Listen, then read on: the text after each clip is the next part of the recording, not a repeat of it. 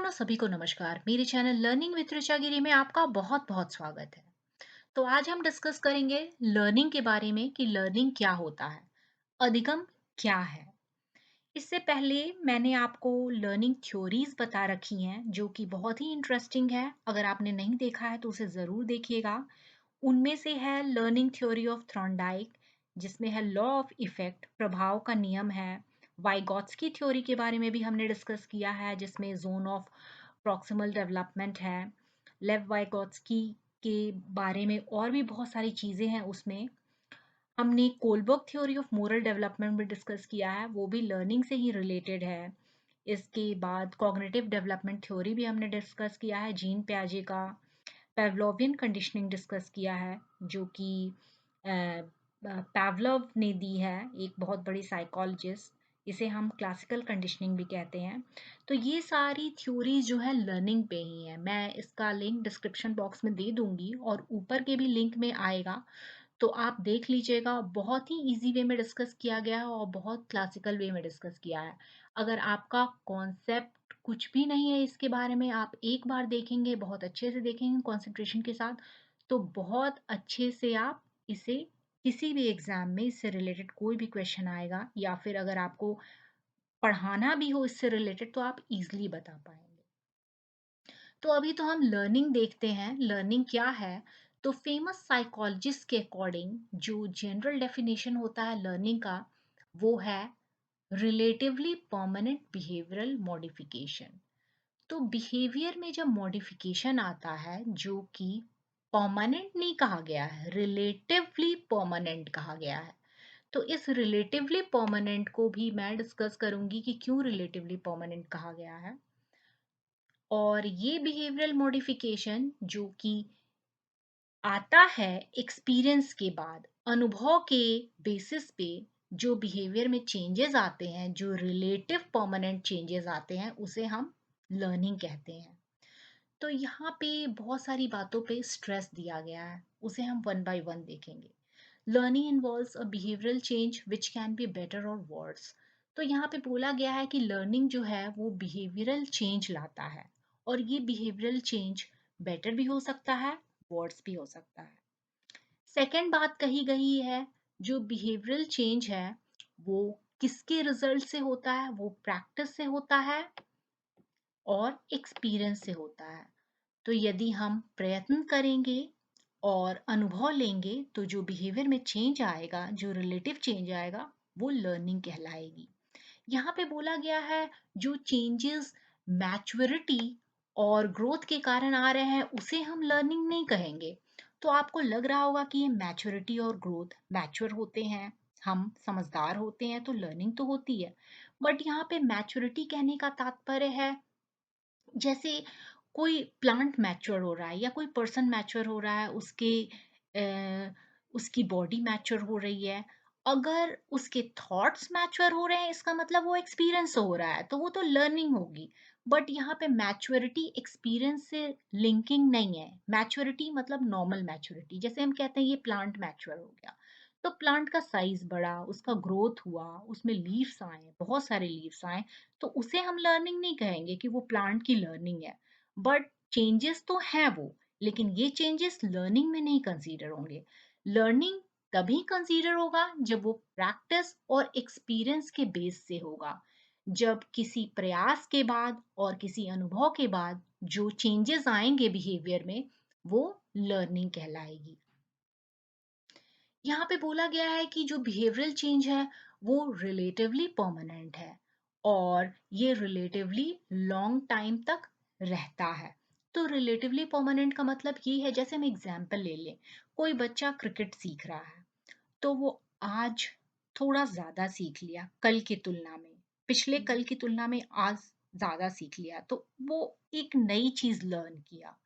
लेकिन वो उसका बिहेवियर, वो बैटिंग करने का स्टाइल तब तक वही रहेगा जब तक वो अगले दिन कोई अच्छी स्टाइल ना सीख ले। तो इसीलिए इसे रिलेटिवली परमानेंट कहा गया है, क्योंकि वो जब कुछ अच्छा सीख रहा है तो वो परमानेंट नहीं है, वो और चेंज हो जा रहा है। या फिर यहाँ पे ये भी बोला गया है कि लर्निंग जो है वो बेटर और वर्ड्स भी हो सकता है।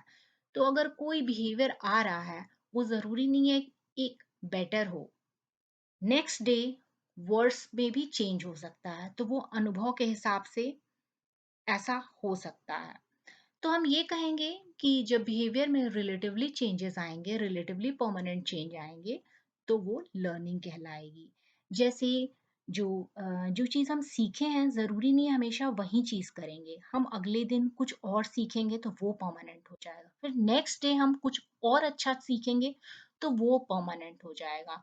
तो यही परमानेंट जो है वो थोड़ा थोड़ा चेंज हो रहा है, इसलिए इसे हम रिलेटिवली परमानेंट कह रहे हैं। नेक्स्ट हम देखते हैं फेमस साइकोलॉजिस्ट का क्या कहना है लर्निंग के बारे में, उन्होंने किस टाइप से लर्निंग को डिफाइन किया है। तो जॉन बी वॉटसन जो बहुत ही अच्छे साइकोलॉजिस्ट हैं, उन्होंने बताया है कि किसी भी टाइप के बिहेवियरल चेंज रिजल्ट होता है लर्निंग का। तो लर्निंग का मतलब किसी भी बिहेवियरल चेंजेस आए, कोई भी बिहेवियरल चेंजेस आए तो वो लर्निंग कहलाती है। गेल क्या कहते हैं? गेल कहते हैं कि बिहेवियर में मॉडिफिकेशन, व्यवहार में कोई भी चेंज आता है वो एक्सपीरियंस के रिजल्ट से आता है और ट्रेनिंग के रिजल्ट से आता है। तो ट्रेनिंग और अनुभव करने के बाद जो भी मॉडिफिकेशन आता है बिहेवियर में वो लर्निंग कहलाती है। क्रू एंड क्रू का क्या कहना है कि जो लर्निंग है वो अर्जित करने की प्रक्रिया है, ज्ञान को अर्जित करना, बिहेवियर में, हैबिट में, व्यवहार में बदलाव लाना या दृष्टिकोण को एक्वायर करना, नई दृष्टिकोण अपनाना, ये होता है लर्निंग। इस टाइप के प्रोसेस को हम लर्निंग कहते हैं। ये पील का क्या कहना? ये पील का कहना है कि जब इंडिविजुअल में चेंजेस आते हैं वो किस चीज़ का कारण होते हैं। मतलब जब भी इन्वायरमेंटल चेंज आएगा तो इंडिविजुअल में चेंज आएगा, यानी इंडिविजुअल चेंज किस पर डिपेंडेंट है? तो इन्वायरमेंटल चेंज पे डिपेंडेंट। एच जे क्लाउड्समियर क्या कहते हैं? ये कहते हैं लर्निंग एक प्रोसेस है जहाँ पे बिहेवियर में चेंजेस आता है किस कारण? तो एक्सपीरियंस के कारण। जब हम अनुभव, कोई चीज़ नया अनुभव लेते हैं, ट्रेनिंग लेते हैं या किसी चीज़ को हम ऑब्जर्व कहते करते हैं, कोई एक्टिविटी में इन्वॉल्व होते हैं, तो ये सब चीज़ करने के बाद अगर हमारे बिहेवियर में बदलाव आता है तो वो लर्निंग कहलाती है। नेक्स्ट हम देखते हैं कैरेक्टरिस्टिक्स ऑफ लर्निंग। तो सबसे पहला कैरेक्टरिस्टिक्स देखते हैं जो कि सिंपलेस्ट पॉसिबल मैनर में लर्निंग को बताया गया है, डिस्क्राइब किया गया है कि लर्निंग क्या है। Learning is describe as an experience acquisition process.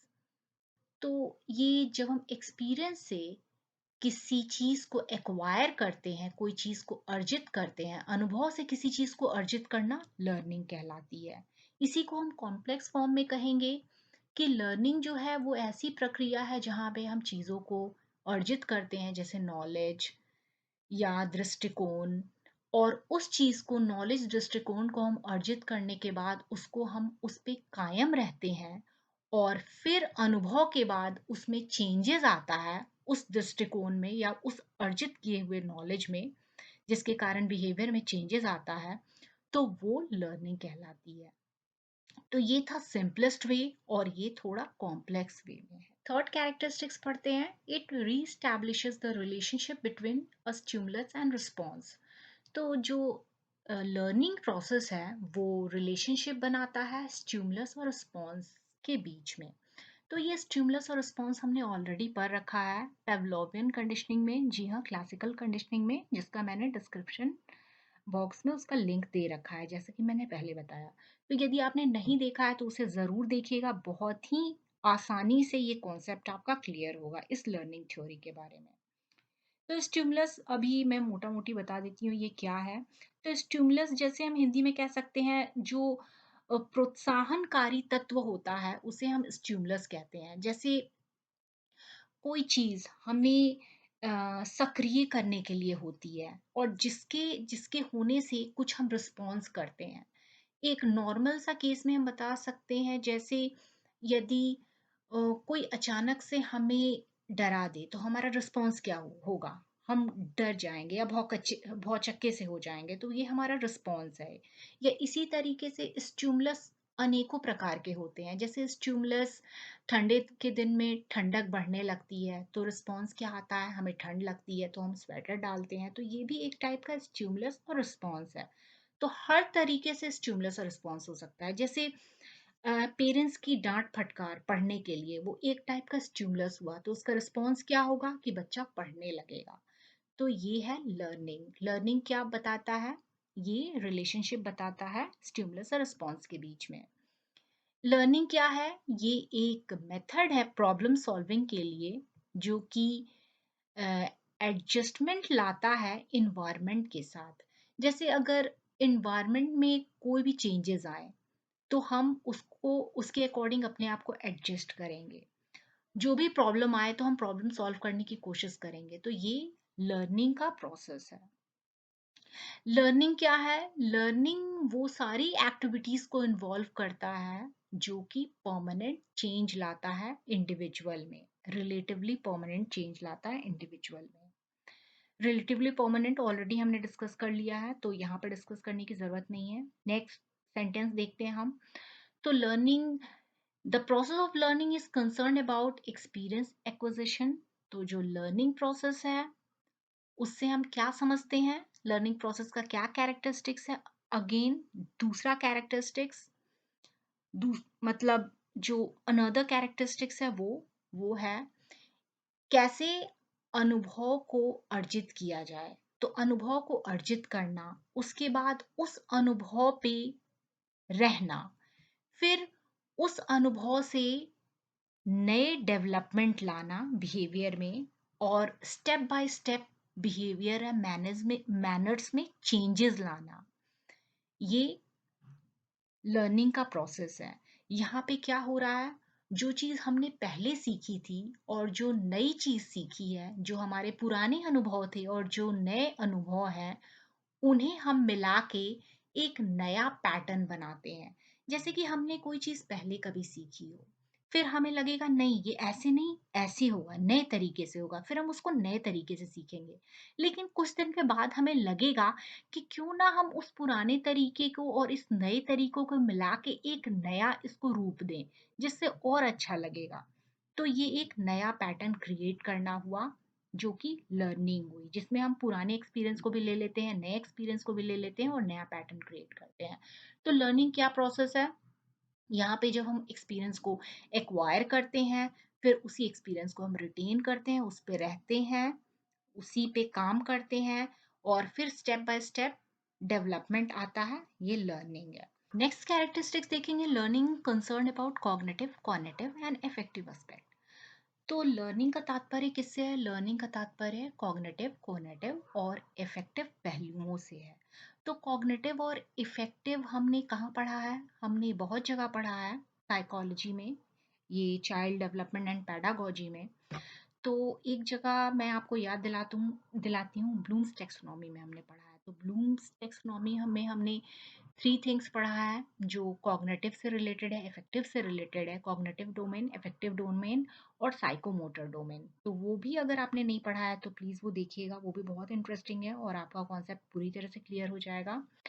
तो यहाँ पे लर्निंग जो है वो ये तीनों पहलुओं को दर्शाता है, उसका तात्पर्य इन तीनों पहलुओं से है। तो कॉग्निटिव का मतलब है जैसे हम नॉलेज, ज्ञान अर्जित कर रहे हैं, तो वो कॉग्निटिव से रिलेटेड है, मेंटल से रिलेटेड है। और कोई भी चेंज जो कि भावों में चेंजेस लाता है वो इफेक्टिव से रिलेटेड है, इफेक्टिव एस्पेक्ट से रिलेटेड है। और कोनेटिव का मतलब है वो चीज को अर्जित करना जो कि स्किल्स में बदलाव लाए, हैबिट्स में बदलाव लाए, व्यवहार में बदलाव लाए, तो वो है कोनेटिव। तो ये है कैरेक्टरिस्टिक्स ऑफ लर्निंग।